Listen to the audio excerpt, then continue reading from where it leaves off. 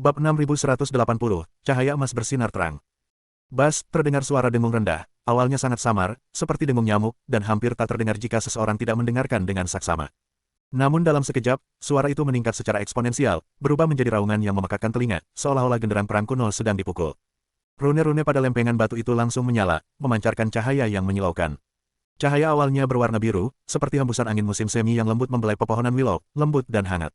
Para kultivator di sekitarnya hendak mengejeknya sebagai garis keturunan kelas rendah ketika mereka melihat bahwa cahaya sian itu belum sepenuhnya hilang sebelum dengan cepat berubah menjadi ungu. Cahaya ungu itu setebal tinta, membawa aura keagungan yang menyebabkan orang-orang di sekitarnya tanpa sadar mundur beberapa langkah, diam-diam takjub. Ungu, ini garis keturunan ungu. Seseorang berseru, ini adalah garis keturunan tingkat menengah. Anak ini benar-benar memiliki garis keturunan tingkat menengah, masa depannya tak terbatas. Ekspresi murid itu berubah, dan rasa jijik di matanya berubah menjadi kejutan. Dengan garis keturunan tingkat menengah, meskipun bukan yang terbaik di Aula Ilahi, itu sudah cukup untuk menjadi murid inti dan menikmati sumber daya yang layak, sehingga mereka layak direkrut. Namun, perubahan belum berhenti. Cahaya ungu itu hanya bertahan sesaat sebelum tiba-tiba meledak, berubah menjadi warna emas yang menyilaukan. Cahaya keemasan itu sangat intens dan mendominasi, seperti matahari yang terik di langit, menyilaukan semua orang. Suhu di alun-alun langsung naik, dan energi spiritual di udara menjadi gelisah, seolah-olah telah dinyalakan oleh kekuatan ini. Emas, ini garis keturunan emas. Ya Tuhan, ini benar-benar garis keturunan yang unggul. Ini adalah seorang jenius yang hanya muncul sekali dalam 10.000 tahun. Kabar gembira akan segera sampai ke kuil. Cepat, pergi dan beritahu para tetua. Para penonton bersorak gembira. Tatapan cemburu dan jijik yang awalnya ada itu seketika berubah menjadi iri hati, kekaguman, dan bahkan sanjungan. Dunia kultivasi sangat realistis, kekuatan dan garis keturunan menentukan segalanya. Murid dari kuil yang sedang menerima Dev sangat gembira hingga wajahnya memerah.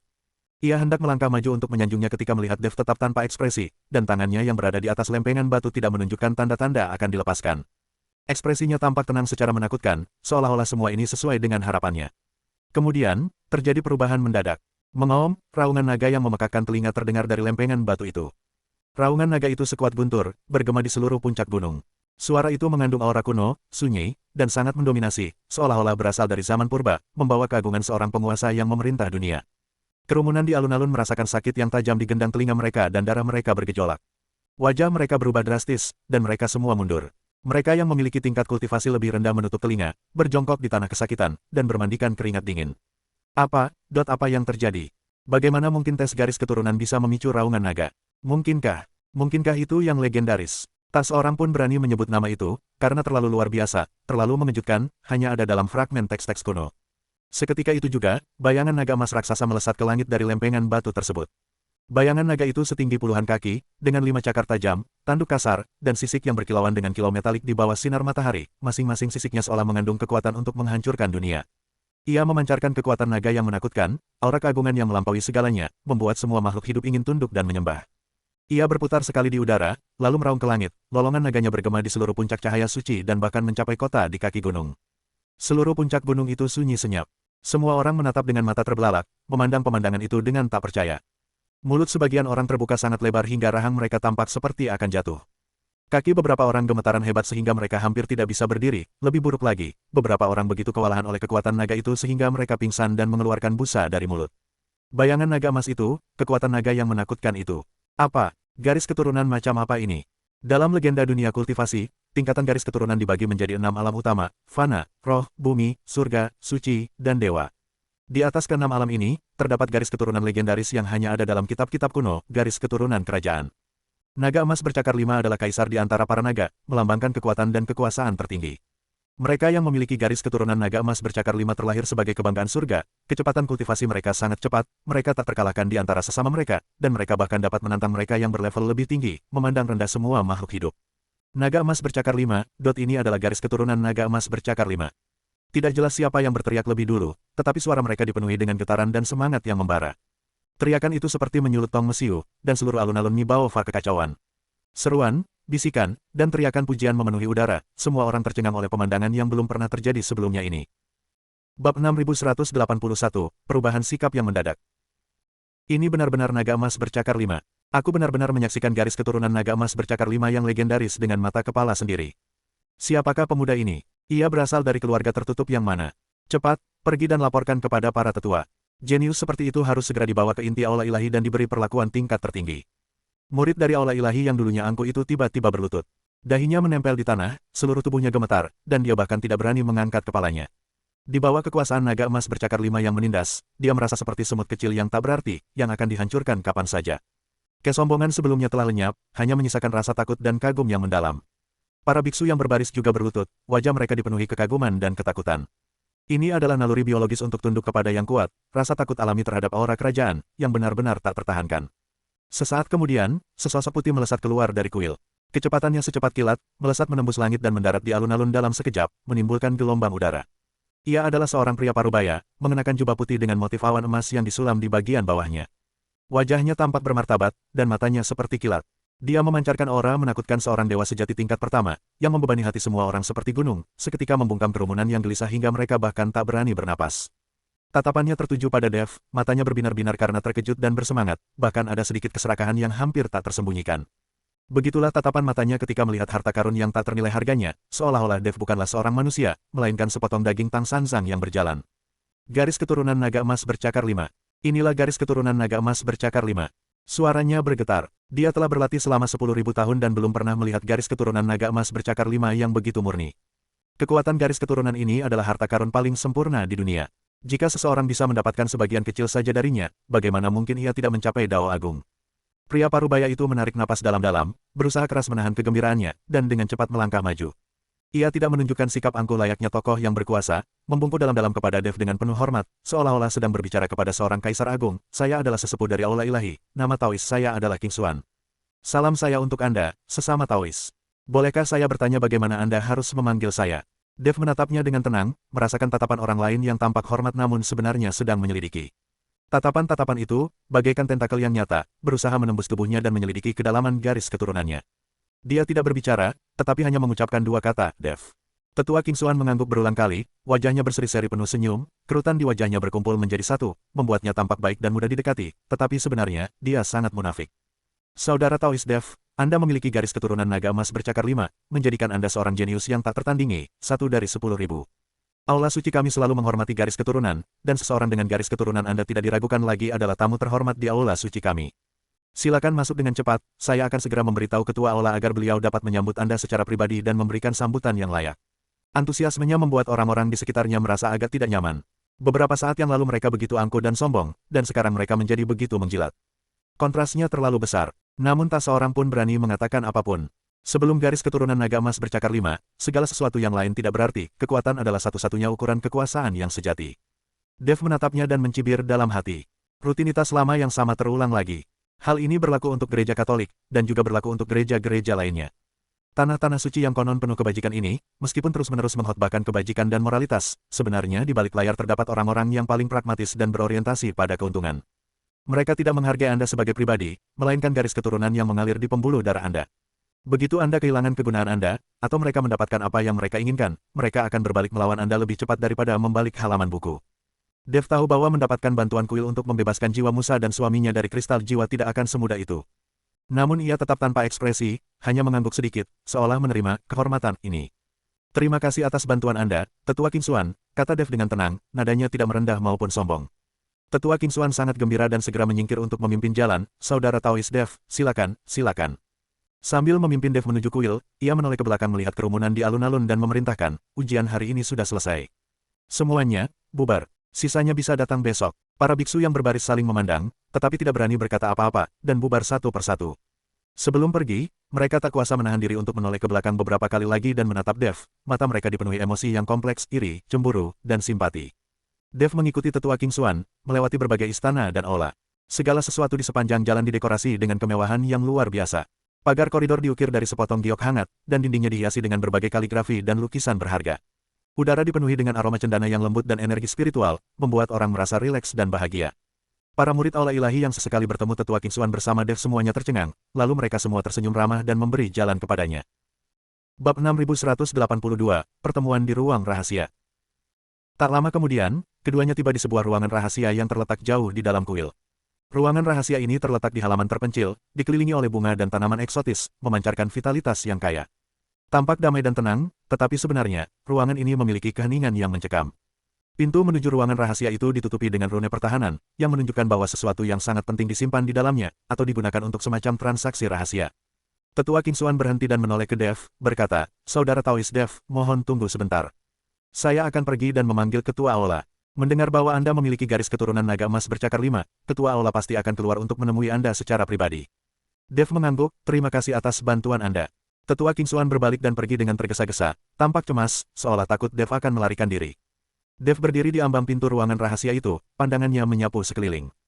Indra ketuhanannya diam-diam terlepas dan meresap ke dalam ruangan rahasia itu. Bagian dalam ruangan rahasia itu kecil dan perabotannya sederhana, hanya ada sebuah meja batu dan 2 kursi batu. Namun tersembunyi di bawah meja batu itu terdapat susunan pengumpul roh kecil, yang terus-menerus mengumpulkan energi spiritual langit dan bumi. Selain itu, di sudut ruangan rahasia itu, terdapat beberapa botol giok yang berisi beberapa pil penyembuhan. Sepertinya mereka bermaksud bernegosiasi dengan saya di sini. Dev berpikir dalam hati, senyum dingin tersungging di sudut mulutnya. Sesaat kemudian, pintu ruangan rahasia itu didorong hingga terbuka. Seorang pria lanjut usia dengan rambut putih masuk. Pria tua itu mengenakan jubah putih sederhana tanpa hiasan tambahan, yang membuatnya tampak sangat bersahaja. Namun wajahnya kurus dan matanya dalam, seolah-olah menyimpan bintang-bintang dan laut. Aura yang dipancarkannya terkendali, memberikan orang-orang kesan kedalaman yang tak terukur, seperti sumur kuno yang kedalamannya tak dapat diukur. Tingkat kultivasinya berada di puncak peringkat kedua alam abadi sejati, hanya selangkah lagi untuk melangkah ke peringkat ketiga alam abadi sejati. Orang ini tak lain adalah King Suzi, kepala balai ilahi. Tentu saja, King Su ini tidak sama dengan King Su yang itu. Wakil pemimpin Sekte Suci King juga bernama King Su, tetapi itu adalah nama Taoisnya, sedangkan kepala balai ilahi ini bernama King Suzi.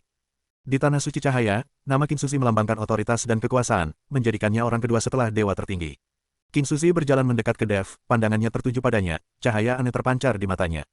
Di mata itu, terpancar penghargaan dan kekaguman, tetapi lebih dari segalanya, ada semangat yang tak tersian-siankan, seolah-olah seekor serigala lapar telah melihat seekor domba gemuk. Garis keturunan naga emas bercakar 5, gumamnya, suaranya dipenuhi emosi.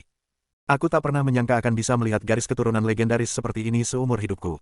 King Suzi tersenyum tipis, nadanya lembut dan ramah, sama sekali tidak seperti seorang panglima perang perkasa yang mengendalikan pasukan besar. Teman muda Dev, silakan duduk. Dev duduk di kursi tamu, posturnya rileks dan tanpa beban, seolah-olah ini adalah wilayahnya. King Suzi duduk berhadapan dengannya, tatapannya masih tertuju padanya, matanya penuh kekaguman, seolah-olah dia sedang melihat harta karun langka, takut harta itu akan tumbuh sayap dan terbang pergi. Anak muda Dev, apa yang membawamu ke kuil hari ini? King Suzi langsung bertanya, secara logika, dengan garis keturunanmu, seharusnya kau sudah diperebutkan oleh berbagai kekuatan besar sejak lama. Mengapa kau datang ke kuil terpencilku sendirian? Dev menatapnya dan, tanpa bertele-tele, berkata langsung, saya ingin meminta bantuan kepada kuil ini. King Suzi tersenyum tipis dan melambaikan tangannya, berkata, sahabat muda Dev, silakan berbicara sepuasnya. Selama itu adalah sesuatu yang dapat dilakukan oleh aula ilahi saya tidak akan menolak. Jangankan satu permintaan, bahkan jika itu 10 atau 100, demi garis keturunan naga emas 5 cakar Anda, aula ilahi saya pasti akan melakukan yang terbaik. Kata-kata ini terdengar bagus, tetapi Dev tahu dalam hatinya bahwa semua ini didasarkan pada premis, garis keturunan naga emas bercakar 5. Jika dia hanya seorang kultivator biasa, dia mungkin bahkan tidak layak untuk bertemu King Suzi, dia pasti sudah dikalahkan sejak lama. Dev mengeluarkan kristal jiwa dari sakunya. Kristal jiwa itu tembus pandang dan memiliki cahaya biru samar, terasa dingin saat disentuh. Setelah diamati lebih dekat, 2 sosok ilusi samar-samar terlihat di dalamnya, meringkuk bersama dengan mata tertutup dan napas lemah, seolah-olah mereka bisa menghilang kapan saja. Kedua sosok itu adalah Musa dan istrinya. Untuk menyelamatkan Dev, jiwa mereka disegel dalam kristal jiwa ini oleh kuil tersebut. Tatapan King Suzi menajam, cahaya aneh berkilat di matanya. Dia mengulurkan tangan dan mengambil kristal jiwa itu, lalu memeriksanya dengan cermat. Ini, kristal jiwa dari jiwa kembar. King Suzi agak terkejut, terlebih lagi, kedua jiwa ini mengalami kerusakan parah dan hampir lenyap. Nada suara Dev tenang, namun mengandung sedikit keseriusan, ada 2 orang di sini, teman-temanku. Tubuh fisik mereka telah hancur, dan jiwa mereka disegel di dalam kristal jiwa ini. Aku telah mendengar bahwa aula ilahi memiliki metode rahasia yang dapat membangkitkan jiwa dan membentuk kembali tubuh fisik. Aku ingin meminta aula ilahi untuk campur tangan dan menyelamatkan nyawa mereka. King Suzi terdiam sejenak, jari-jarinya dengan lembut mengusap permukaan kristal jiwa, seolah-olah dia sedang menghitung sesuatu. Sesaat kemudian, dia mengangkat kepalanya dan menatap Dev, ekspresi rumit terlintas di matanya. Sahabat muda Dev, sudah berapa lama kedua jiwa ini disegel di dalam kristal jiwa ini? Dev mengangguk, sudah beberapa bulan. King Suzi menghela napas dan berkata, jiwa mereka telah disegel terlalu lama dan telah jatuh ke dalam tidur yang dalam. Membangkitkan mereka tidak akan mudah. Terutama karena jiwa mereka sangat rusak, tanpa bantuan harta karun yang langka dan berharga, akan sulit bagi mereka untuk pulih sepenuhnya. Dev menatapnya tanpa berkata apa-apa, hanya menunggu dengan tenang sampai dia melanjutkan. Dia tahu bahwa pihak lain pasti tidak akan membantu tanpa syarat, itulah tantangan sebenarnya. Bab 6183, Harga. King Suzi berhenti sejenak, lalu melanjutkan, namun, kuilku memang memiliki teknik rahasia yang dapat membangkitkan jiwa yang tertidur. Teknik ini disebut teknik penyeberangan jiwa reinkarnasi, dan merupakan rahasia yang dijaga ketat oleh kuilku. Tapi, dia ragu-ragu, matanya melirik ke sana kemari, seolah mengamati reaksi Dev. Dev berkata, tapi apa? Berapa harga yang diminta? Tolong beritahu saya, Tuan Kingsu. King Suzy menatapnya dan perlahan berkata, namun, teknik rahasia ini membutuhkan sejumlah besar kekuatan garis darah. Terutama, kekuatan garis darah yang dibutuhkan untuk membangkitkan jiwa yang telah lama tertidur seperti itu bahkan jauh lebih besar. Dia berhenti sejenak, lalu menekankan, sahabat muda Dev, kau memiliki garis keturunan naga emas bercakar 5, garis keturunan tak tertandingi yang hanya ada 1 dari 10.000. Jika kau bersedia menawarkan sebagian dari garis keturunanmu sebagai katalis untuk membangkitkan jiwamu, maka kita akan memiliki peluang sukses sebesar 70%. Dev sedikit mengangkat alisnya, menawarkan garis keturunan. Dia menatap King Suzy dan berkata dengan tenang, berapa banyak yang kau butuhkan? King Suzy mengangkat 2 jari dan memberi isyarat, tidak banyak, hanya 1 mangkuk. Dengan tingkat kultivasimu, anak muda Dev, mempersembahkan semangkuk sari darah akan memungkinkanmu pulih dalam beberapa bulan. Dan kedua temanmu akan terlahir kembali sebagai hasilnya. Kau tidak boleh melewatkan kesempatan ini, anak muda Dev. Semangkuk darah. Dev mencibir dalam hati. Garis keturunan naga emas bercakar 5 sangatlah berharga, mengandung esensi kehidupan yang sangat besar dan kekuatan hukum. Semangkuk darah sudah cukup untuk mengubah orang biasa, atau bahkan memungkinkan seorang kultivator untuk menembus hambatan dan memperpanjang hidup mereka. King Suzy berbicara dengan ringan, tetapi nilai dari hal ini tidak dapat diukur dengan akal sehat. Namun, dia tidak punya alasan untuk menolak. Untuk menyelamatkan Musa dan istrinya, dia rela mengorbankan nyawanya, apalagi mendonorkan darah. Dev terdiam sejenak, lalu mengangguk, baik. Secerca kegembiraan sekilas terlintas di mata King Suzy, tetapi lenyap dalam sekejap, namun Dev dengan jeli menangkapnya. King Suzy dengan cepat berkata, sahabat muda Dev memang setia dan jujur. Aku mengaguminya. Kalau begitu, aku akan pergi dan mempersiapkan upacara. Sahabat muda Dev, mohon tunggu sebentar, dan kita akan segera memulainya. Dia berdiri, berbalik, lalu pergi. Dev duduk di ruangan rahasia, mengawasi punggungnya, tatapan penuh pertimbangan terpancar di matanya. Ketika King Suzy mendengar semangkuk darah barusan, kegembiraan di matanya sangat terlihat. Ekspresi itu tidak tampak seperti ekspresi seseorang yang telah mendapatkan sekutu, lebih seperti seorang pemburu yang melihat mangsa yang telah jatuh ke dalam perangkap, matanya dipenuhi keserakahan dan antisipasi. Apakah ini benar-benar hanya semangkuk darah? Dev merenung dalam hati, Aula Ilahi dikenal sebagai tempat suci jalan kebenaran, jadi mengapa tempat ini begitu terobsesi dengan garis keturunanku? Pasti ada sesuatu yang lebih dari sekadar yang terlihat. Namun, saat itu dia tidak punya pilihan lain. Dengan nyawa Musa dan istrinya yang berada di ujung tanduk, dia tidak punya pilihan selain mengambil risiko. Jika jiwa Musa dan istrinya benar-benar telah lenyap, tidak ada cara untuk mengembalikannya, metode apapun yang digunakan. Dewa Balai Judi benar-benar akan menepati janjinya, dan Du King Suzy memang seorang senior yang sangat dihormati dan berintegritas. Meskipun tahu itu adalah lubang api, dia harus melompat masuk demi saudara-saudaranya. Sesaat kemudian, pintu ruangan rahasia itu kembali didorong hingga terbuka. Tetua King Xuan masuk, diikuti oleh 2 murid dari Aula Ilahi, masing-masing membawa berbagai artefak magis. Terdapat lonceng perunggu yang berkilauan, piring giok yang memancarkan aura dingin, dan gulungan kulit domba kuno yang dipenuhi simbol-simbol yang tak dapat dipahami. Tetua King Xuan tersenyum dan berkata, Saudara Taois Dev, upacaranya sudah siap. Silakan ikuti saya. Dev berdiri dan mengikutinya keluar dari ruangan rahasia itu. Setelah melewati beberapa istana, ketiganya tiba di sebuah aula samping. Aula samping ini terletak di sisi barat kuil. Lokasinya relatif terpencil, dan lingkungannya sunyi. Anda bahkan tidak bisa mendengar kicauan burung, yang memberikan kesan sepi. Pintu-pintu aula samping tertutup rapat, ditutupi dengan rune-rune menyeramkan yang samar-samar berpendar merah, memberikan perasaan yang menakutkan, seolah-olah ada sesuatu yang jahat terkurung di dalamnya. Tetua King Xuan mendorong pintu hingga terbuka, dan bau apak tercium keluar, bercampur dengan bau samar darah. Di dalam aula samping, sebuah susunan sihir besar telah dipasang. Susunan itu menutupi seluruh lantai aula, pola-polanya terjalin rapat seperti jaring laba-laba.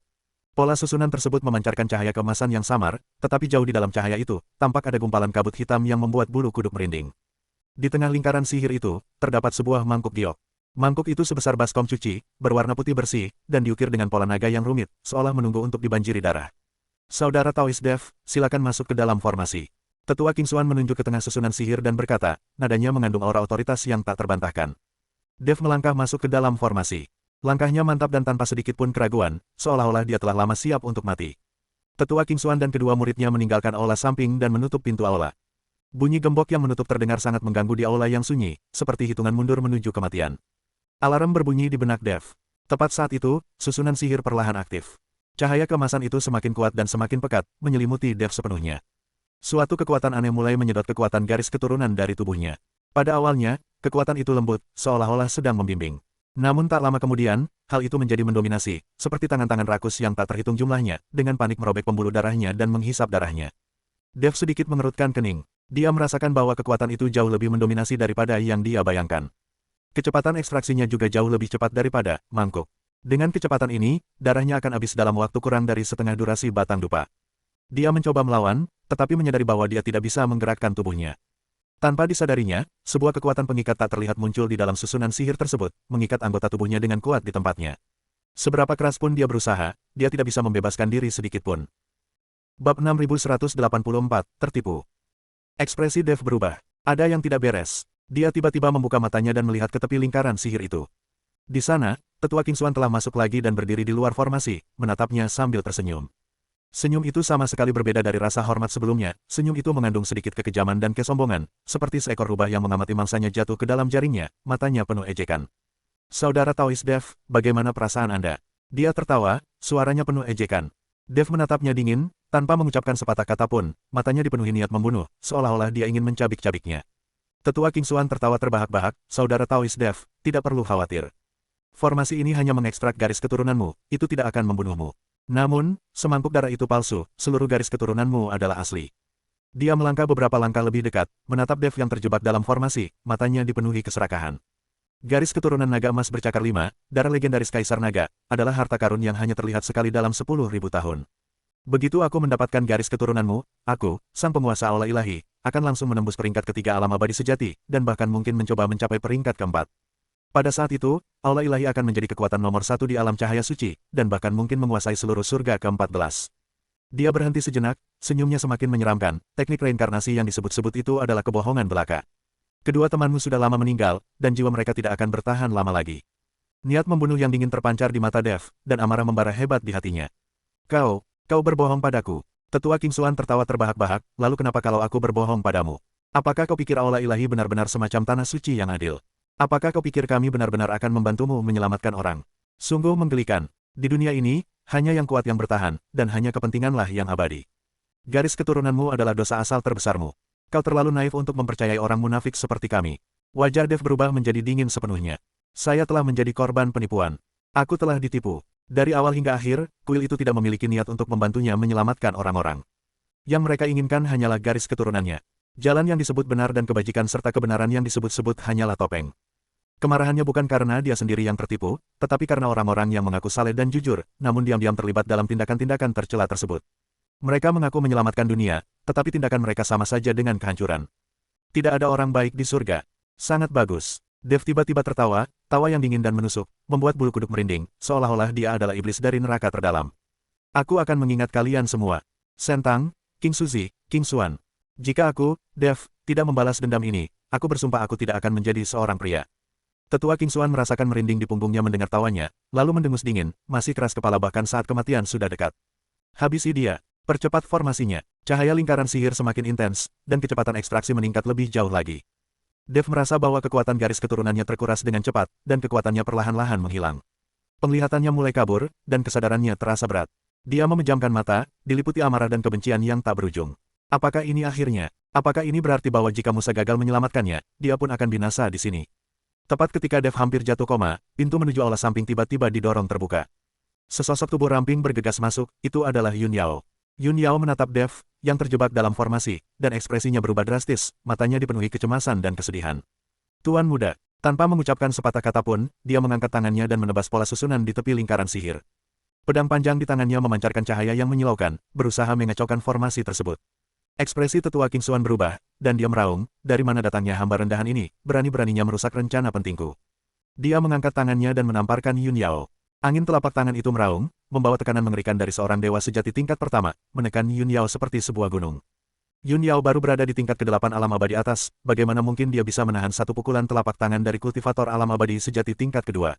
Bang! Dengan bunyi gedebuk yang teredam, Yun Yao terlempar akibat pukulan telapak tangan, membentur dinding dengan keras dan memuntahkan darah. Wajahnya langsung pucat pasi, dan tubuhnya terkulai lemas ke tanah. Namun dia tidak menyerah, dan dia juga tidak pingsan.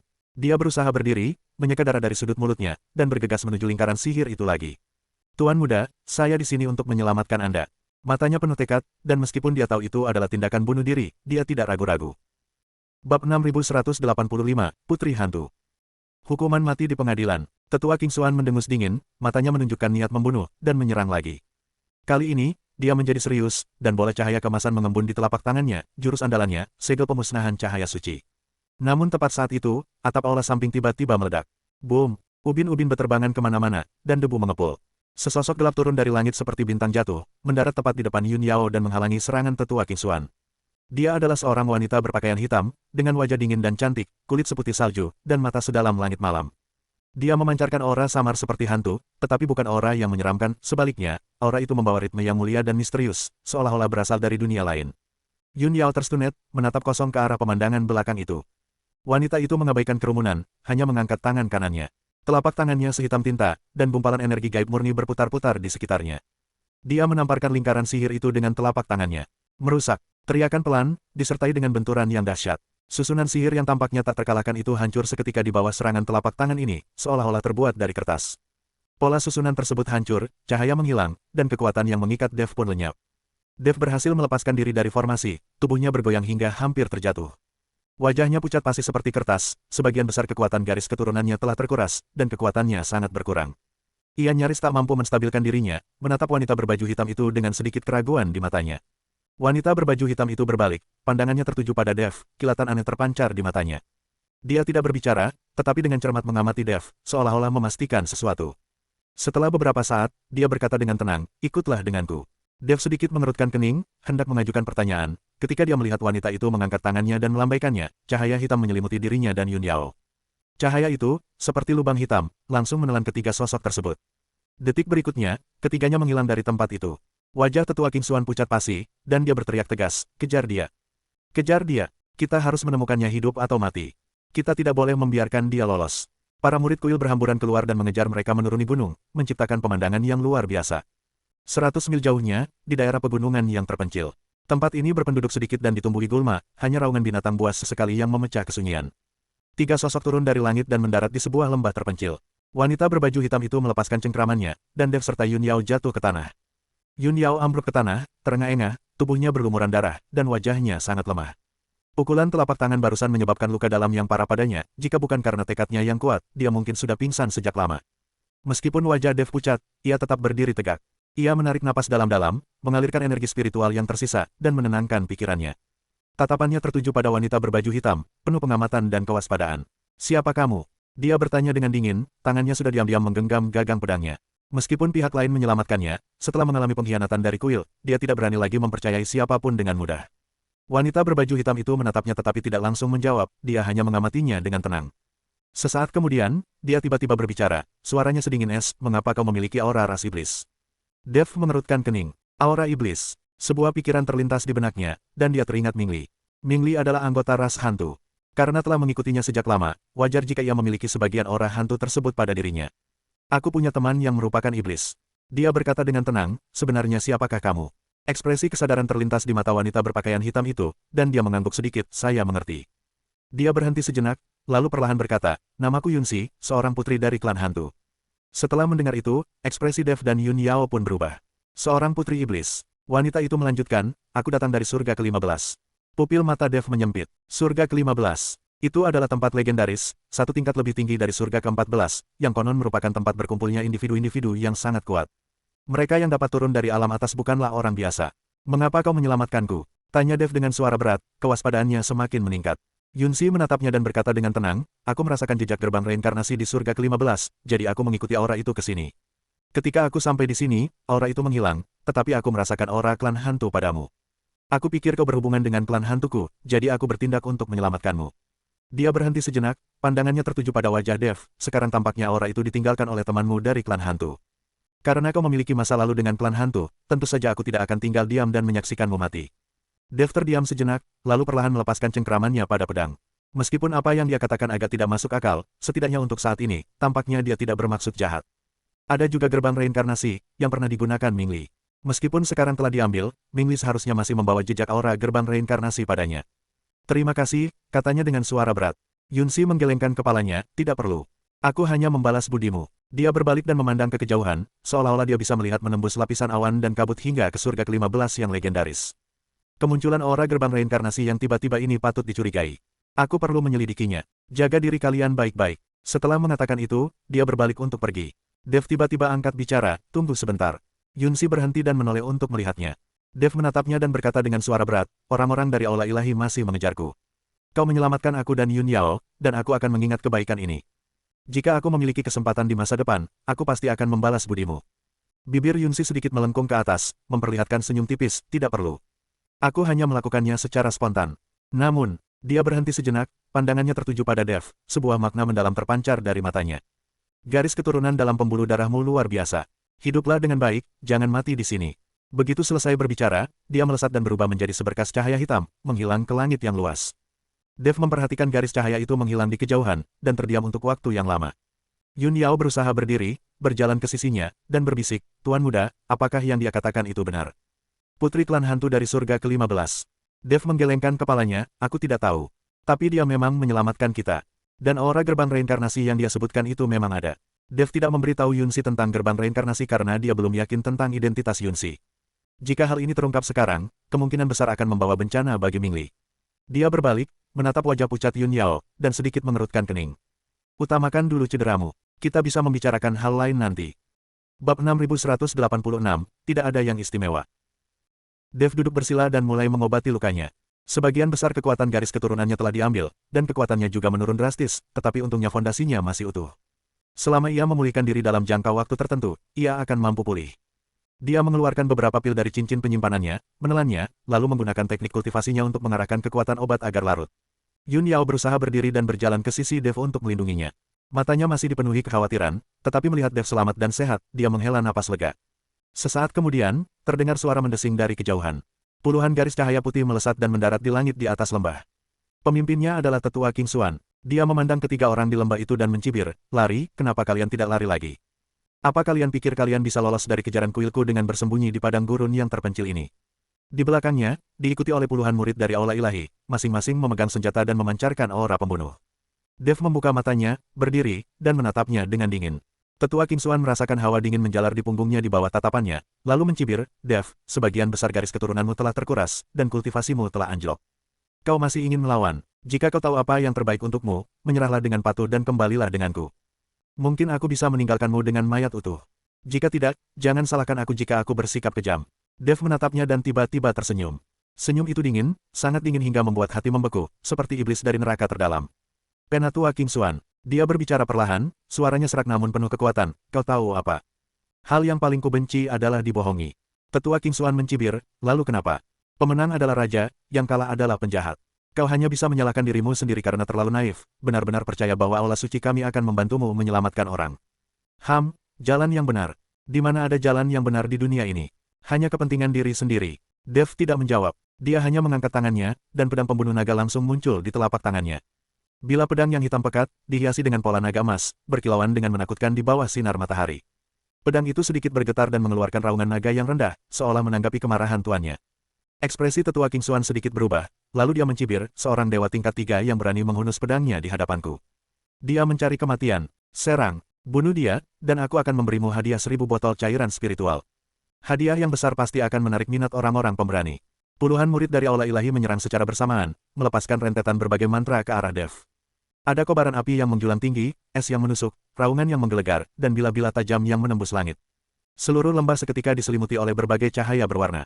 Yun Yao berseru kaget dan ingin maju untuk membantu, tetapi Dev mengangkat tangannya untuk menghentikannya. Berdirilah di belakangku, katanya dengan tenang. Yun Yao terkejut dan menatap Dev. Dev, dengan pedang di tangan, melangkah maju. Langkah ini seolah menghancurkan kekosongan, membawa momentum yang tak terbendung. Gulungan, teriakan keras, disertai cahaya pedang kemasan, seketika menerangi seluruh lembah. Sebilah pedang melesat. Serangan pedang ini, yang tampak sederhana, mengandung niat pedang yang tak terbatas. Itulah ilmu pedang yang dipahami Dev di tengah hidup dan mati, sebuah pelampiasan untuk amarah di hatinya. Puf puf puf, lebih dari selusin murid dari Aula Ilahi meledak secara bersamaan, berubah menjadi awan kabut darah. Aura pelindung mereka rapuh seperti kertas sebelum serangan pedang ini, benar-benar rentan. Ekspresi tetua King Xuan berubah drastis. Apa? Kekuatan macam apa ini? Seorang kultivator alam abadi tingkat 3, yang membunuh lebih dari selusin kultivator alam abadi tingkat 7 atau 8 dengan satu tebasan pedang. Bagaimana mungkin? Bahkan dengan senjata ilahi dan peralatan ampuh, mustahil untuk melakukannya semudah itu. Selain itu, kekuatan Dev telah menurun drastis. Dev tidak memberinya waktu untuk bereaksi. Dia melesat dan langsung muncul di hadapan tetua King Xuan. Kecepatannya mencengangkan, seolah-olah dia berteleportasi. Pedang pembunuh naga menebas ke arah kepalanya. Tetua King Xuan dengan cepat mengangkat tangannya untuk menangkis, dan cahaya kemasan menyembur dari telapak tangannya, mengembun menjadi perisai emas. Perisai cahaya suci. Boom, suara dentuman keras. Perisai emas itu hancur seketika, berubah menjadi titik-titik cahaya yang tak terhitung jumlahnya. Tetua King Xuan terlempar ke belakang, membentur dinding gunung dengan keras, memuntahkan darah, matanya dipenuhi rasa tidak percaya. Kamu. Dadanya remuk parah, tulangnya hancur, dan organ dalamnya rusak parah. Dev berdiri dengan pedang di tangan, menatapnya dengan ekspresi dingin di matanya. Alam abadi sejati, tingkat 1. Ulangnya pelan, nadanya mengandung sedikit rasa jijik. Hanya itu saja. Mata Dev sedikit menyipit, tatapannya dipenuhi niat membunuh. Meskipun kekuatannya telah menurun, dia tidak takut pada Tetua King Xuan. Jika dia berada di masa jayanya, pedang ini pasti sudah membunuh Tetua King Xuan. Bab 6187, Menggertak. Tetua King Xuan merasakan hawa dingin menjalar di punggungnya di bawah tatapan Dev, dan rasa takut yang belum pernah terjadi sebelumnya muncul dari lubuk hatinya. Dia berlatih selama 1000 tahun dan memasuki peringkat pertama alam abadi sejati, menganggap dirinya sebagai orang kuat di surga ke-14. Namun pemuda di hadapannya ini, yang garis keturunannya sebagian besar telah terkuras dan kekuatannya telah sangat berkurang, masih berhasil membunuh lebih dari selusin muridnya dengan satu tebasan pedang dan kemudian melukainya dengan parah dengan tebasan lainnya. Monster macam apa ini? Siapa kau? Tetua King Xuan bertanya dengan suara gemetar. Dev tidak menjawab, tetapi perlahan mengangkat pedang pembunuh naga, ujungnya mengarah langsung ke tenggorokannya. Pedang hitam pekat itu berkilauan mengerikan di bawah sinar matahari, dan pola naga emas tampak hidup, dengan raungan naga samar yang keluar darinya. Tetua King Xuan merasakan hawa dingin menjalar dari telapak kakinya hingga ke puncak kepalanya, dan dia tidak lagi peduli dengan harga diri, misi, atau keagungan kuil. Mundur sekarang. Dia berteriak marah, berusaha berdiri, dan terhuyung-huyung menjauh. Para murid yang tersisa di kuil itu sudah ketakutan. Setelah mendengar perintah ini, mereka merasa seolah-olah telah diberi pengampunan dan berbalik untuk melarikan diri, berusaha mati-matian untuk menjauh. Kesombongan yang mereka tunjukkan beberapa saat sebelumnya telah lenyap sepenuhnya. Dalam sekejap mata, hanya Dev dan Yun Yao yang tersisa di lembah itu. Dev berdiri dengan pedang di tangan, mengamati sosok-sosok yang melarikan diri tanpa sedikit pun riuh di matanya. Yun Yao tersadar dari keterkejutannya dan bergegas ke sisi Dev, berkata dengan tergesa-gesa, "Tuan muda, mengapa Anda tidak mengejar mereka? Kita harus menghentikan mereka sejak dini. Jika kita membiarkan mereka kembali dan melapor, orang-orang dari Aula Ilahi akan segera datang mengetuk pintu kita lagi." Dev tidak berbicara, dia hanya berdiri di sana dengan tenang. Tepat ketika Yun Yao hendak membujuknya lagi, dia melihat tubuh Dev tiba-tiba bergoyang, dan pedang pembunuh naga di tangannya jatuh ke tanah dengan bunyi dentang. "Tuan muda." Yun Yao terkejut dan segera membantunya berdiri. Wajah Dev pucat pasi seperti kertas, dan keringat mengucur deras di dahinya. Dia membuka mulutnya seolah ingin mengatakan sesuatu, tetapi tiba-tiba memuntahkan seteguk darah. Engah, darah menodai pakaiannya, pemandangan yang mengejutkan. Yun Yao ketakutan dan segera membantunya duduk. Tuan muda, ada apa?" Dev bersandar pada Yun Yao, terengah-engah. Setelah beberapa saat, dia dengan lemah berkata, "Serangan pedang tadi adalah serangan terakhirku, yang kukerahkan dengan segenap kekuatanku. Jika King Xuan tidak lari, aku tidak akan bertahan 3 napas." Yun Yao terkejut. Ternyata Dev, yang tadi tampak begitu mengintimidasi dan penuh niat membunuh, sebenarnya hanya menggertak sampai napas terakhirnya. Dia teringat tatapan Dev yang mendominasi dan kehadirannya yang mengagumkan, dan campuran emosi yang kompleks muncul dalam dirinya. "Tuan muda, Anda." Dev tersenyum getir dan menggelengkan kepalanya, "Tidak ada cara lain. Jika kita tidak menakutinya, kita semua akan mati di sini." Mata Yun Yao berkaca-kaca, dan dia mengangguk dengan penuh semangat. Dia membantu Dev berdiri dan berbisik, "Tuan muda, ayo cepat pergi. Tempat ini tidak aman, mereka bisa bereaksi kapan saja." Dev mengangguk lemah. Yun Yao mengambil pedang pembunuh naga, membantu Dev, dan terlatih-tatih menuju ke dalaman lembah. Yun Yao membantu Dev saat mereka berjuang untuk maju di pegunungan. Cedera Dev lebih parah dari yang diperkirakan. Dengan sebagian besar darahnya terkuras dan ia secara paksa melepaskan serangan pedang di luar batas kemampuannya, meridiannya mengalami kerusakan parah dan energi spiritualnya hampir habis sepenuhnya. Setiap beberapa langkah, saya harus berhenti dan mengatur napas cukup lama. Yun Yao sangat cemas, tetapi tidak berani berhenti. Dia tahu bahwa meskipun King Xuan dan anak buahnya telah ketakutan dan melarikan diri, mereka pasti akan kembali begitu mereka sadar kembali. "Tuan muda, bertahanlah sedikit lebih lama." Dia berbisik menenangkan, "Aku ingat ada gua di depan sana, ayo kita ke sana dan bersembunyi dulu." Dev tidak berbicara, tetapi hanya mengangguk sedikit. Keduanya berjalan selama 1 jam penuh sebelum akhirnya menemukan sebuah gua tersembunyi. Gua itu tidak besar, tetapi cukup luas untuk dimasuki 2 orang. Pintu masuknya juga tersembunyi oleh tanaman rambat yang lebat, sehingga sulit ditemukan tanpa pengamatan yang cermat. Yun Yao membantu Dev masuk ke dalam gua dan membiarkannya bersandar di dinding batu. Kemudian dia mengeluarkan sebuah pil dan memberikannya kepada Dev. "Tuan muda, Anda sebaiknya beristirahat dulu. Saya akan keluar dan membuat formasi persembunyian sederhana, lalu saya akan kembali untuk menjaga Anda." Dev mengangguk lemah, menutup matanya, dan mulai mengalirkan teknik kultivasinya untuk memurnikan kekuatan obat. Yun Yao keluar dari gua, mengeluarkan beberapa bendera susunan dari cincin penyimpanannya, dan memasang susunan penyembunyian sederhana di sekitar pintu masuk gua. Meskipun tidak bisa dibandingkan dengan formasi besar sekte-sekte utama tersebut, setidaknya formasi ini bisa mengelabui para pengejar biasa. Setelah mengatur formasi, dia menjaga pintu masuk gua untuk waktu yang lama untuk memastikan tidak ada pengejar yang mengikuti sebelum kembali ke dalam gua. Dev tertidur lelap, wajahnya masih pucat, tetapi napasnya jauh lebih teratur. Yun Yao duduk di sampingnya, menatap wajahnya yang lelah, dan perasaan yang tak terlukiskan muncul di hatinya. Pria ini menempuh perjalanan ribuan mil ke Tanah Suci Cahaya untuk menyelamatkan temannya, hanya untuk ditipu, dilukai, dan hampir kehilangan nyawanya. Namun dia tidak pernah mengeluh, tidak pernah mundur selangkah pun. Dia bergumam pelan, "Tuan muda, Anda pasti segera sembuh." Selama 3 hari berikutnya, keduanya bersembunyi di dalam gua. Dev mengonsumsi obat setiap hari untuk mengatur pernapasannya, memurnikan energi spiritual, dan memperbaiki meridiannya yang rusak. Yun Yao bertanggung jawab menjaga area tersebut, sesekali keluar untuk mengumpulkan informasi dan memetik beberapa tanaman obat untuk menyembuhkan luka Dev. Setelah 3 hari, cedera Dev telah membaik secara signifikan. Meskipun belum pulih sepenuhnya, setidaknya dia sudah bisa bergerak normal. Pada hari itu, Dev sedang bermeditasi di dalam gua ketika tiba-tiba ia mendengar suara langkah kaki samar di luar. Dia membuka matanya, tatapannya semakin tajam. Yun Yao juga mendengar keributan itu dan segera bangkit, mengambil posisi bertahan. Sesaat kemudian, tanaman rambat di pintu masuk gua terbelah, dan beberapa sosok muncul di pintu masuk. Bab 6188, Kemunculan Kembali Sekte Suci King. Pemimpinnya adalah seorang pria parubaya yang mengenakan jubah putih dengan sulaman bunga teratai emas di dadanya. Wajahnya tampak halus, dengan senyum lembut, tetapi senyum itu mengungkapkan niat jahat yang tak tersian-sian. Dia adalah King Su, wakil pemimpin Sekte Kemurnian Suci.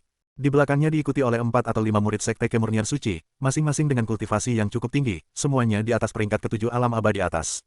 King Su memandang Dev dan Yun Yao di dalam gua dengan senyum lebar, seolah-olah sedang bertemu teman lama. "Tuan muda Dev, Nona Yun Yao, saya telah mencari kalian di mana-mana." Suaranya lembut, namun mengandung nada dingin yang membuat bulu kuduk merinding. Ekspresi Yun Yao berubah drastis, dan dia secara naluriah melangkah di depan Dev. "Kau, bagaimana kau menemukan tempat ini?" King Su tersenyum tipis, pandangannya tertuju pada Yun Yao, secercah keserakahan terpancar di matanya. "Nona Yun Yao, Anda adalah anggota Sekte Kemurnian Suci saya, dan Anda memiliki tanda unik dari sekte saya. Kemanapun Anda melarikan diri, saya akan menemukan Anda." Dia berhenti sejenak, lalu mengalihkan pandangannya ke Dev, dengan kilatan aneh di matanya. "Namun, aku tidak menyangka kau akan bersama Dev ini. Kudengar dia membuat kehebohan di Aula Ilahi, dan bahkan si bajingan tua King Suan pun menderita kerugian. Cek-cek. Seperti yang diharapkan dari garis keturunan naga emas 5 cakar, sungguh luar biasa." Dev menatapnya dengan tenang tanpa mengucapkan sepatah kata pun. Melihat ketenangannya, King Su merasa agak gelisah. Dia pernah mendengar bahwa meskipun tingkat kultivasi Dev tidak tinggi, kekuatannya sangat mencengangkan, dan dia bahkan bisa membunuh para tetua di alam dewa sejati. Namun, dilihat dari penampilannya saat ini, dengan wajah pucat dan napas yang lemah, jelas sekali dia mengalami cedera serius. King Su merasa jauh lebih tenang, dan senyumnya menjadi semakin cerah. "Tuan muda Dev, Nona Yun Yao, ikutlah denganku. Aku jamin selama kalian bekerja sama dengan patuh, aku tidak akan menyakiti kalian." Yun Yao menggertakkan giginya dan berkata dengan tajam, "Jangan pernah berpikir untuk itu. Aku lebih baik mati daripada kembali bersamamu." King Su menghela napas dan menggelengkan kepalanya, "Nona Yun Yao, mengapa Anda melakukan ini? Saya telah memperlakukan Anda dengan baik, memberi Anda sumber daya dan kesempatan untuk berkultivasi, tetapi Anda tidak tahu berterima kasih dan melarikan diri dengan orang asing. Ini membuat saya sangat sedih." Dia berhenti sejenak, senyumnya perlahan memudar, digantikan oleh ekspresi yang mengerikan. "Karena kau menolak mendengarkan akal sehat dan terpaksa meminum piala penalti, maka jangan salahkan aku kalau aku tidak sopan." Serang. Begitu dia selesai berbicara, beberapa murid Sekte Kemurnian Suci di belakangnya menyerang Dev dan Yun Yao secara serentak. Ekspresi Yun Yao berubah drastis, dan dia dengan cepat menghunus pedangnya untuk membela diri. Namun luka-lukanya belum sembuh, bagaimana mungkin dia bisa menandingi orang-orang ini? Setelah hanya beberapa langkah, ia terpaksa mundur berulang kali, menghadapi bahaya yang mengancam. Dev berdiri, ingin mengulurkan tangan membantu, tetapi tiba-tiba merasa pusing dan hampir jatuh. Cedera yang dialaminya terlalu parah sehingga ia tidak bisa melanjutkan pertarungan. Melihat Yun Yao hampir menyerah, tatapan penuh tekad terpancar di mata Dev. Dia menggertakkan giginya, memaksa dirinya untuk mengumpulkan kekuatan spiritualnya, dan bersiap untuk bertarung sampai mati. Tepat saat itu, boom! Dengan suara dentuman keras, pintu masuk gua tiba-tiba meledak. Kerikil beterbangan kemana-mana, dan debu memenuhi udara. Beberapa murid Sekte Kemurnian Suci terlempar ke belakang akibat gelombang kejut, jatuh dengan keras ke tanah dan memuntahkan darah. Ekspresi King Su berubah drastis, dan dia dengan cepat mundur beberapa langkah, mengamati pintu masuk gua dengan waspada. Sesosok hitam perlahan muncul dari kepulan asap dan debu. Dia adalah seorang wanita berpakaian hitam, dengan wajah dingin dan cantik, kulit seputih salju, dan mata sedalam langit malam. Dia memancarkan aura samar seperti hantu, mulia dan misterius, seolah-olah dia datang dari dunia lain. Itu adalah Yun Si. Yun Si perlahan berjalan masuk ke dalam gua, tatapannya dingin menyapu King Su dan para murid Sekte Suci King. King Su merasakan hawa dingin menjalar di punggungnya di bawah tatapan wanita itu dan tanpa sadar mundur selangkah. Siapa kau?" Yun Si tidak menjawab, tetapi hanya mengangkat tangan kanannya, dan energi gaib hitam perlahan mengembun di telapak tangannya. Ekspresi King Su berubah drastis. Dia bisa merasakan bahwa aura wanita itu tak terduga, jauh melampaui apa yang bisa dia hadapi. Mundur, mundur sekarang. Dia berteriak marah dan berbalik untuk melarikan diri. Para murid Sekte Kesucian Suci, tanpa mempedulikan luka-luka mereka, bergegas dan merangkak mengejarnya saat mereka melarikan diri dari gua. Yunsi tidak mengejar mereka. Dia hanya berdiri di sana, menyaksikan mereka melarikan diri ke kejauhan, lalu menoleh ke arah Dev. Dev bersandar di dinding batu, menatapnya dengan lemah, senyum pahit tersungging di sudut mulutnya. Aku berhutang padamu lagi. Aku berhutang padamu sekali lagi. Yunsi menatapnya, ekspresi rumit terlintas di matanya. Cedera Anda sangat serius. Dev mengangguk, tanpa menyangkalnya. Yunsi berjalan ke sisinya, mengangkat tangannya dan meletakkannya di bahunya, dan energi hantu murni perlahan mengalir ke dalam tubuhnya. Dev merasakan aliran hangat mengalir ke meridiannya, memperbaiki area yang rusak. Warna kulitnya berangsur-angsur kembali normal. Setelah beberapa saat, Yunsi menarik tangannya dan berkata dengan tenang, aku hanya bisa membantu menstabilkan lukamu. Butuh waktu agar kamu pulih sepenuhnya. Dev mengangguk, menatapnya dengan penuh rasa terima kasih, terima kasih. Yunsi menggelengkan kepalanya dan menatap Yun Yao. Meskipun tubuhnya dipenuhi luka dan pakaiannya compang camping, Yun Yao tetap berdiri tegak di depan Dev, mengamati Yunsi dengan waspada. Secerca persetujuan terpancar di mata Yunsi, dan dia berkata pelan, dia memang orang yang setia. Dia berhenti sejenak, lalu menatap Dev, apa yang akan kau lakukan selanjutnya? Dev terdiam sejenak, lalu perlahan berkata, aku ingin kembali ke kota Yunxian. Kota abadi awan. Yunsi sedikit mengerutkan kening. Tempat seperti apa itu? Dev berkata, itu adalah kota di tepi surga ke-14. Teman-temanku ada di sana yang dapat melindungiku dan membantuku sembuh. Aku tidak bisa beristirahat dan pulih dengan tenang di tanah suci cahaya. Yunsi mengangguk. Lalu bagaimana kau akan kembali? Orang-orang dari Aula Ilahi dan Sekte Kemurnian Suci sedang mencarimu. Mereka mungkin tidak akan membiarkanmu pergi begitu saja. Dev menatap Yun Yao. Yun Yao dengan cepat berkata, Tuan muda, saya tahu sebuah cara. Meskipun agak berbahaya, cara ini dapat membantu kita menghindari kejaran dari Aula Ilahi dan Sekte Suci Murni serta mencapai kota tempat susunan teleportasi berada. Dev mengangguk, lalu menatap Yunsi. Yunsi mengerti maksudnya dan berkata dengan tenang, aku bisa menemanimu sebentar. Dev menatapnya dan berkata dengan sungguh-sungguh, terima kasih. Aku akan mengingat kebaikan ini. Yunsi menggelengkan kepalanya dan tidak berkata apa-apa lagi. Tiga sosok meninggalkan gua dan menghilang ke dalam hutan yang luas. Bab 6189, melarikan diri. Kembali ke kota abadi awan pada hari-hari berikutnya, ketiganya memulai pelarian mereka yang penuh kesulitan. Yun Yao memimpin perjalanan dengan cara yang benar-benar terpencil, sengaja memilih untuk melewati pegunungan terpencil dan daerah liar yang jarang dikunjungi orang. Terkadang, mereka harus mendaki tebing, terkadang, mereka harus menyeberangi hutan yang gelap dan lebat untuk menghindari serangan monster. Para imam dan gereja suci mengejar mereka tanpa henti, dan mereka hampir ditemukan beberapa kali. Suatu ketika, mereka baru saja meninggalkan sebuah lembah ketika orang-orang dari kuil itu tiba. Jika Yun Yao tidak memasang formasi peringatan dini sebelumnya, mereka bertiga mungkin akan terjebak di dalam. Pada kesempatan lain, mereka bertemu dengan patroli murid-murid puritan suci di pegunungan. Yunsi ingin ikut campur, tetapi Dev menghentikannya. Mereka bertiga bersembunyi di semak-semak, menahan napas, dan memperhatikan orang-orang yang berjalan melewati mereka. Waktu singkat itu, waktu yang dibutuhkan sebatang dupa untuk terbakar, terasa lebih lama dari setahun. Cedera Yun Yao semakin parah, tetapi dia mengertakkan giginya dan bertahan, tanpa pernah mengucapkan sepatah kata pun keluhan. Dev melihat ini dan merasa sedih, tetapi dia tidak berdaya untuk membantu. Dia hanya bisa mencoba beristirahat sebanyak mungkin, memulihkan kekuatannya secepat mungkin, dan melarikan diri dari bahaya sesegera mungkin. Yunsi tetap diam sepanjang perjalanan, hanya untuk melindungi mereka berdua. Setiap kali pengejar mendekat, dia selalu bisa merasakannya terlebih dahulu dan memimpin mereka berdua untuk melarikan diri tepat waktu. Kehadirannya menjadi dukungan terbesar mereka. Pada hari itu, mereka bertiga akhirnya tiba di sebuah kota. Kota itu tidak besar, tetapi dijaga ketat. Tembok kota ditutupi dengan pola barisan, dan tentara menjaga gerbang kota, memeriksa setiap orang yang masuk atau keluar. Yun Yao menunjuk ke kota itu dan berkata dengan lemah, Tuan muda, ini dia. Ada susunan teleportasi di kota ini yang mengarah ke berbagai tempat di surga ke-14. Asalkan kita bisa masuk, kita bisa diteleportasi kembali ke kota Yunxian. Dev memandang kota itu dengan alis berkerut. Memasuki kota itu mudah, tetapi menggunakan alat teleportasi pasti akan menyebabkan Anda ketahuan. Orang-orang dari kuil dan gereja puritan suci pasti telah menanam mata-mata di dekat susunan teleportasi. Yunsi sepertinya merasakan kekhawatiran pria itu dan berkata dengan tenang, aku akan pergi dan mengalihkan perhatian mereka. Dev terkejut dan menatapnya. Yunsi tetap tanpa ekspresi dan berbicara dengan tenang, kau berhutang padaku 2 kali, satu lagi tidak akan membuat perbedaan. Setelah kau memasuki kota, langsung pergi ke susunan teleportasi dan jangan menunda. Aku akan berusaha sekuat tenaga untuk menahan mereka. Dev terdiam sejenak, lalu perlahan mengangguk. Jaga dirimu baik-baik. Yunsi tersenyum tipis. Kau juga, setelah kami pergi, kau bisa datang ke kota Yunxian untuk menemuiku. Temanku dari klan hantu juga ada di sana, kata Dev.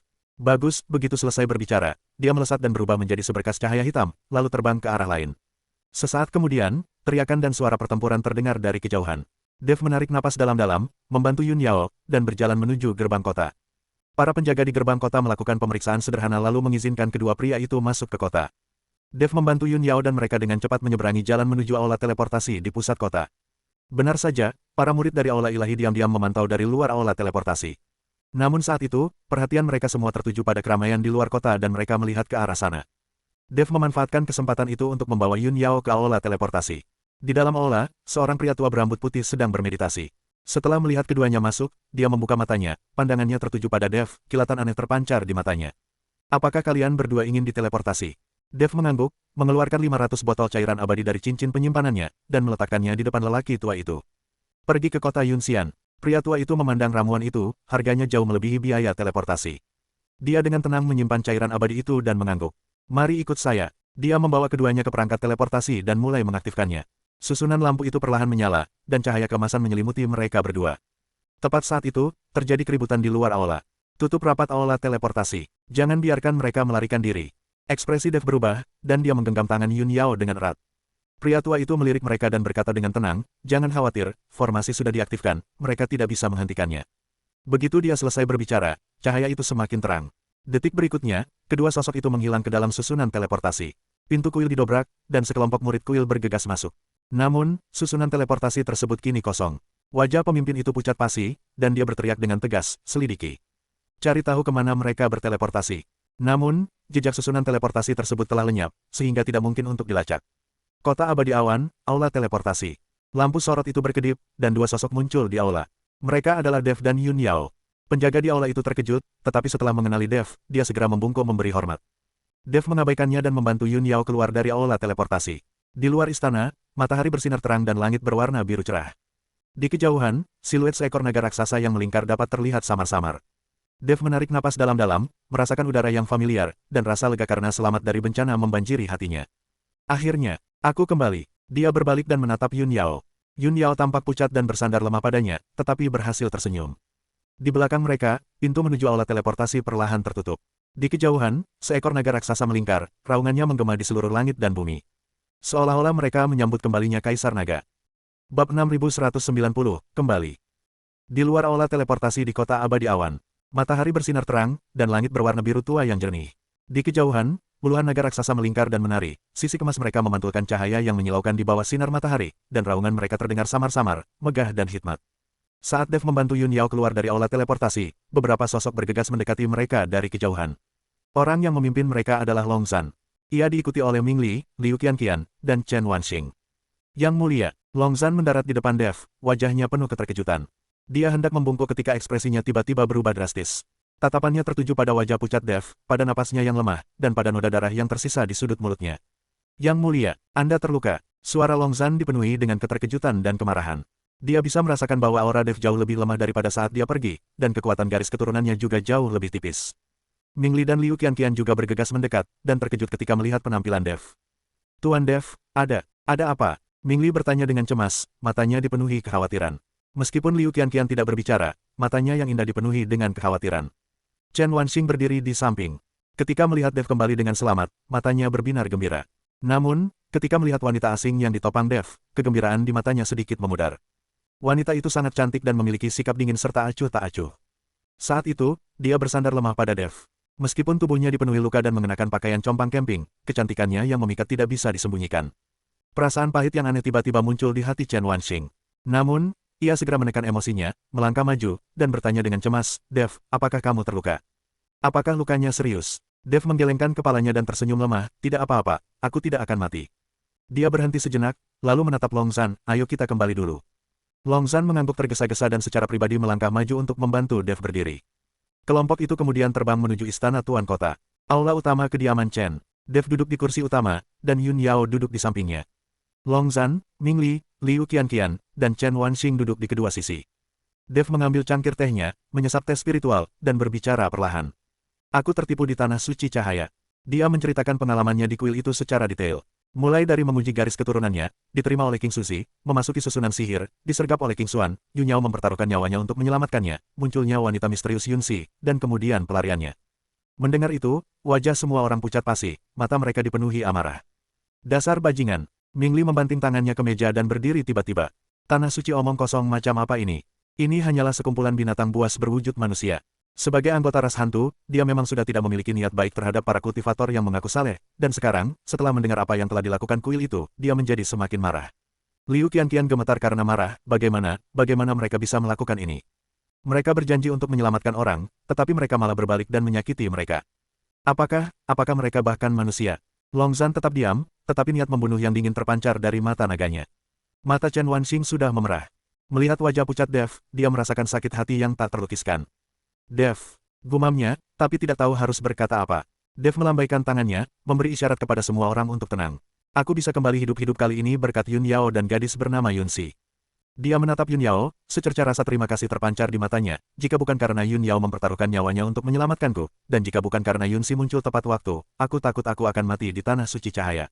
Semua mata tertuju pada Yun Yao. Yun Yao segera berdiri dan sedikit membungkuk kepada semua orang, Yun Yao menyapa semuanya. Melihatnya, Chen Wanxing merasakan gelombang kepahitan kembali muncul di hatinya. Namun, ia segera menekan emosinya, berdiri, berjalan ke arah Yun Yao, menggenggam tangannya, dan berkata dengan tulus, Nona Yun Yao, terima kasih telah menyelamatkan Dev. Saya, Chen Wanxing, akan mengingat kebaikan ini. Yun Yao menatapnya dan merasakan ketulusan di matanya. Hatinya sedikit menghangat, dan dia menggelengkan kepalanya, kakak, kau terlalu baik. Tuan mudalah yang menyelamatkanku duluan. Aku hanya melakukan apa yang seharusnya kulakukan. Saat mendengar kata, saudari, Chen Wanxing merasakan gelombang kepahitan mereda, dan senyum muncul di wajahnya. Dev menatap Long Zhan dan bertanya, Long Zhan, apa yang terjadi di kota Yunxian saat aku pergi? Long Zhan dengan cepat menenangkan diri dan berkata dengan sungguh-sungguh, Yang mulia, semuanya baik-baik saja di kota Yunxian. Kuil itu tidak datang untuk membuat masalah, dan garis keturunan naga iblis tidak melakukan gerakan apapun. Pasukan yang awalnya gelisah semuanya telah menjadi patuh setelah diintimidasi oleh kami. Dia berhenti sejenak, lalu melanjutkan, namun, mata-mata saya melaporkan bahwa kuil itu tampaknya diam-diam mengumpulkan tenaga kerja akhir-akhir ini, dan saya tidak tahu apa yang mereka rencanakan. Ada juga pergerakan yang tidak biasa dari garis keturunan naga iblis, seolah-olah mereka sedang menunggu sesuatu. Dev sedikit mengerutkan kening dan mengangguk. Terus pantau situasi dan laporkan setiap perkembangan segera. Ya, Dev kemudian menatap Ming Li dan Liu Qianqian dan bertanya, bagaimana dengan kalian berdua? Apakah kalian telah menemukan sesuatu selama ini? Ming Li menggelengkan kepalanya, Qianqian dan aku tinggal di kota ini, membantu Long Zhan dengan beberapa urusan lain-lain. Kami belum menemukan sesuatu yang istimewa. Liu Qianqian juga mengangguk. Dev mengangguk setuju, menatap Yun Yao, dan memperkenalkannya kepada semua orang, Nona Yun Yao berasal dari alam suci cahaya. Dia dipaksa oleh Sekte Suci Murni dan hampir dipaksa untuk melakukan kultivasi ganda dengan seseorang. Aku menyelamatkannya, dan dia melarikan diri bersamaku. Kali ini aku berhutang nyawa padanya. Semua orang mengangguk memberi salam kepada Yun Yao. Yun Yao sedikit malu, dan pipinya sedikit memerah. Dev terdiam sejenak, lalu tiba-tiba teringat sesuatu dan menatap Ming Li. Ngomong-ngomong, Ming Li, ada sesuatu yang perlu kutanyakan padamu.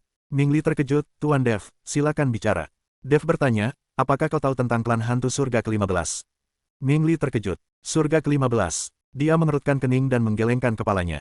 Aku tidak tahu. Meskipun aku berasal dari klan hantu, aku tidak familiar dengan situasi di surga ke-15. Dia berhenti sejenak, lalu bertanya, mengapa Anda tiba-tiba menanyakan hal ini, Tuan Dev? Dev berkata, wanita yang menyelamatkanku bernama Yun Si. Dia mengatakan bahwa dia adalah seorang putri dari klan hantu surga ke-15, dan datang ke surga ke-14 karena dia merasakan aura gerbang reinkarnasi. Ekspresi Ming Li berubah. Gerbang reinkarnasi. Dia sangat familiar dengan barang itu. Dia menjadi penguasa reinkarnasi di surga ke-12 hanya karena gerbang reinkarnasi. Dia menarik napas dalam-dalam, menekan keterkejutannya, dan berkata dengan suara berat, Tuan Dev, tampaknya klan hantu surga ke-15 sangat kuat. Mereka mampu merasakan jejak gerbang reinkarnasi yang tersisa di tubuhku. Dev mengangguk. Benar, Yun Si tampaknya berada di alam dewa sejati, jadi kekuatan klannya pasti sangat besar. Nona Yun Si telah menyelamatkan saya, dan saya telah mengundangnya ke kota Yunxian. Jika dia datang lagi di masa mendatang, Anda tidak boleh mengabaikannya. Semua orang mengangguk setuju. Secerca antisipasi terpancar di mata Ming Li. Sebagai sesama anggota ras hantu, dia dipenuhi rasa ingin tahu tentang putri dari surga ke-15 ini. Bab 6191, tak terduga. Setelah mengatur semuanya, Dev bersiap untuk mengasingkan diri guna menyembuhkan luka-lukanya. Long Zhan secara pribadi memilih sebuah ruangan rahasia dengan energi spiritual terkaya untuk dirinya dan memasang berbagai batasan di sekitar ruangan tersebut untuk memastikan tidak terjadi hal yang tidak diinginkan. Dev berdiri di ambang pintu ruangan rahasia, memperhatikan semua orang. Selama aku mengasingkan diri, aku akan menyerahkan kota Yunxian kepadamu. Long Zhan membungkuk dan berkata, Yang mulia, yakinlah, saya akan melindungi kota Yunxian dengan nyawa saya. Ming Li menepuk dadanya dan meyakinkannya, Tuan Dev, tenang saja, dengan saya di sini, tidak akan ada yang berani membuat masalah. Liu Qianqian mengangguk pelan, matanya dipenuhi tekad. Chen Wanxing melangkah maju, menatap Dev dengan tatapan khawatir, Dev, kamu harus menjaga baik-baik lukamu. Kami akan mengurus semuanya di luar. Dev mengangguk, pandangannya tertuju pada Yun Yao. Yun Yao dengan cepat menjawab, jangan khawatir, Tuan Muda, saya akan merawat luka-luka saya dengan baik dan tidak akan menimbulkan masalah bagi siapapun. Dev mendengus setuju dan berbalik untuk berjalan masuk ke ruangan rahasia. Pintu menuju ruangan rahasia itu perlahan tertutup, menghalangi pandangan siapapun. Dev mengeluarkan menara penekan iblis miliknya dan memasukinya untuk memulai pemulihan. Jika tidak ada perubahan dalam aliran waktu di ruangan rahasia ini, Dev mungkin membutuhkan waktu beberapa tahun untuk pulih sepenuhnya. Namun, menara penekan iblis berbeda. Waktu mengalir dengan cepat di menara penekan iblis. 1 hari di luar setara dengan 100 hari di dalam menara. Oleh karena itu, Dev hanya membutuhkan selusin hari untuk pulih. Cedera ini lebih serius daripada cedera-cedera sebelumnya. Sebagian besar darahnya telah terkuras, meridiannya rusak parah, dan kekuatan spiritualnya hampir habis sepenuhnya. Seandainya bukan karena fondasi yang kuat dan kemauan yang teguh, dia mungkin tidak akan mampu bertahan lama. Namun Dev tidak patah semangat. Setelah mengalami berbagai situasi hidup dan mati yang tak terhitung jumlahnya, dia telah lama memahami bahwa setiap cedera serius adalah bentuk penempaan. Jika kamu bisa melewati ini, kekuatanmu akan mencapai level baru. Dia mengeluarkan beberapa pil dan menelannya, lalu menutup matanya dan mulai mengarahkan kekuatan obat itu untuk memperbaiki meridiannya. Keheningan mendalam menyelimuti menara penumpas iblis. Hanya cahaya kemasan samar yang mengalir perlahan di sekelilingnya. Sementara itu, di luar ruangan rahasia. Setelah mengatur para penjaga, Long Zhan memimpin semua orang pergi. Yun Yao ditempatkan di kamar tamu, di mana Liu Qianqian merawat luka-lukanya. Ming Li pergi ke tembok kota untuk melanjutkan pemantauan area sekitarnya. Chen Wanxing berdiri di tempat tinggi di kediaman penguasa kota, menatap ke arah ruang rahasia, dan terdiam untuk waktu yang lama. Dia teringat penampilan Dev saat kembali, wajahnya yang pucat, dan napasnya yang lemah, dan rasa sakit hati yang tak terlukiskan muncul di hatinya. Dia teringat lagi pada wanita bernama Yun Yao, dan cara wanita itu bersandar pada Dev, dan rasa pahit yang aneh muncul di hatinya. Dia tahu bahwa Dev tidak pernah kekurangan wanita. Dia juga tahu bahwa hubungannya dengan Dev tidak lebih dari sebuah kontes bela diri untuk mencari suami. Namun, dia tetap tidak bisa menahan diri. Dia menggelengkan kepala, tersenyum kecut, lalu berbalik. Mungkin, ini takdir. Saat Dev sedang memulihkan diri, pemimpin naga iblis, Long Yuan, telah sendirian di kedalaman alam iblis selama beberapa hari. Alam iblis sangat luas dan tak terbatas, semakin dalam seseorang masuk, semakin keras lingkungannya. Kilat merah gelap di langit semakin pekat, setiap sambaran membawa kekuatan yang menghancurkan. Di permukaan tanah, aliran lava mendidih dapat terlihat di mana-mana, mengeluarkan bau belerang yang menyengat. Udara dipenuhi energi iblis yang pekat. Jika seorang kultivator biasa menghirup bahkan satu napas pun, ia akan kehilangan ketenangannya dan menjadi makhluk iblis yang hanya tahu cara membunuh. Long Yuan berubah menjadi naga merah gelap, melintasi energi iblis. Sisiknya berkilauan dengan cahaya yang menyeramkan, menahan erosi energi iblis. Penerbangan itu memakan waktu 5 hari penuh. 5 hari kemudian, dia akhirnya tiba di bagian terdalam alam iblis. Ini adalah dataran tandus, gersang tanpa apapun, bahkan tanpa lava. Tanah itu tertutup kerikil hitam, yang berkilauan mengerikan di bawah cahaya kilat merah gelap. Di tengah dataran itu berdiri sebuah istana hitam yang besar. Istana itu beberapa kali lebih megah daripada istana naga iblis. Seluruh bangunannya terbuat dari kristal hitam yang tidak dikenal, dengan pola merah gelap yang mengalir di permukaannya, seperti pembuluh darah, berdenyut samar-samar. Istana itu dikelilingi oleh serangkaian pembatasan yang sangat ketat, masing-masing cukup kuat untuk membunuh bahkan seorang ahli alam abadi sejati. Long Yuan mendarat di depan istana, berubah menjadi wujud manusia, dan berlutut dengan hormat di tanah. Bawahan Anda, Long Yuan, memohon audiensi dengan Yang Mulia. Suaranya bergema di seluruh dataran yang sunyi. Sesaat kemudian, pintu istana perlahan terbuka, dan seberkas cahaya hitam melesat keluar dari dalam, mengenai Long Yuan. Datang, sebuah suara tua terdengar, tanpa emosi sama sekali. Long Yuan menarik napas dalam-dalam, berdiri, dan melangkah masuk ke istana. Istana ini bahkan lebih megah di bagian dalamnya daripada yang terlihat dari luar. Kubah itu sangat tinggi, bertatakan permata merah gelap yang tak terhitung jumlahnya, memancarkan cahaya yang menyeramkan. Dinding-dinding di sekitarnya dipenuhi dengan rune kuno, yang berkilauan dengan cahaya merah gelap, seolah-olah hidup. Di tengah-tengah aula berdiri sebuah singgasana hitam yang besar. Seorang lelaki tua duduk di atas singgasana. Pria tua itu memiliki wajah keriput dengan kerutan yang dalam dan rambut putih yang terurai di bahunya. Matanya berwarna ungu tua, begitu dalam hingga seolah menelan semua cahaya. Aura yang dipancarkannya terkendali, sehingga mustahil untuk mengetahui kekuatan sebenarnya, tetapi Long Yuan tahu bahwa orang ini adalah penguasa sejati alam iblis. Dia tak lain adalah Mo Wuxin, Raja Iblis yang mengubah Long Yuan dan yang lainnya menjadi naga iblis di masa lalu. Di samping Mo Wuxin berdiri 2 orang. Seorang pria dan seorang wanita, keduanya masih muda. Pria itu mengenakan jubah hitam panjang, dengan wajah tampan, alis yang tegas dan mata yang cerah, serta senyum tipis di bibirnya. Aura yang dimilikinya sedalam lautan, memberikan orang-orang perasaan akan kedalaman yang tak terukur. Wanita itu mengenakan gaun ungu panjang, memiliki penampilan yang memesona, sikap yang tenang dan acuh tak acuh, serta mata yang bersinar seperti bintang. Dia berdiri dengan tenang di samping pria itu, pandangannya tertuju pada Long Yuan dengan sedikit rasa teliti. Long Yuan melirik keduanya, diam-diam merasa terkejut. Dia belum pernah melihat mereka berdua sebelumnya. Siapakah mereka? Mengapa ia bisa berdiri di samping orang dewasa? Namun, ia tidak mengajukan pertanyaan lagi. Ia hanya berlutut dengan hormat di tanah dan bersujud, sambil berkata, bawahan Anda, Long Yuan, menyampaikan salam kepada Yang Mulia. Mo Wuxin sedikit mengangkat tangannya, memberi isyarat agar dia berdiri. Bangun, ada apa kau kemari? Bab 6192, Paman Bela Diri. Long Yuan berdiri dan berkata dengan hormat, Tuan, saya ada hal penting yang ingin saya sampaikan. Dia berhenti sejenak, lalu menceritakan seluruh kisah itu secara detail. Dia menceritakan semuanya, mulai dari kunjungan Tetua Agung Kuil hingga munculnya klan naga surgawi dan pemuda yang memiliki garis keturunan Kaisar Naga. Petik 2. Sekarang, Long Zhan telah memimpin klan naga langit untuk menduduki kota Yunxian, dan pemuda itu telah menghilang tanpa jejak. Kuil ingin bergabung dengan klan naga iblisku untuk membunuhnya. Aku tidak berani mengambil keputusan sendiri, jadi aku datang untuk meminta izinmu, Tuan. Mendengar itu, ekspresi aneh tiba-tiba muncul di wajah Mo Wuxin yang biasanya tenang. Garis keturunan Kaisar Naga. Dia bergumam, kilatan cahaya terpancar dari mata ungu gelapnya. Apakah kau yakin pemuda itu benar-benar memiliki garis keturunan Kaisar Naga? Long Yuan buru-buru berkata, meskipun aku tidak melihatnya dengan mata kepala sendiri, menurut pihak kuil, ketika Dev menguji garis keturunannya, dia memunculkan hantu naga emas bercakar 5, dengan kekuatan naga yang mengejutkan seluruh hadirin.